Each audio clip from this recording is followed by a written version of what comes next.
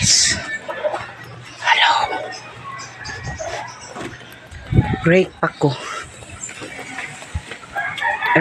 Lunch break. So 1 hour pupuntahan ko muna ang aking cousin. Kasi meron pinaanong tuyo.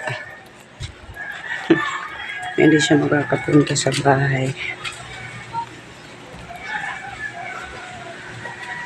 Galing sa bantayan. Ang init, grabe. Grabe ang init.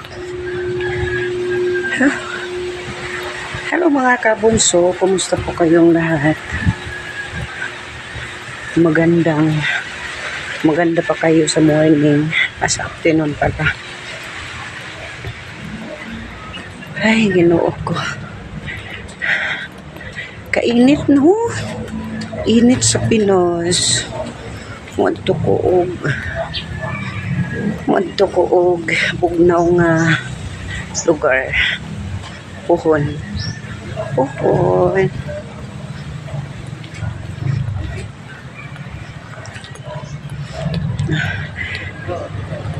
Dili mangot siya ka aray akong cousin kay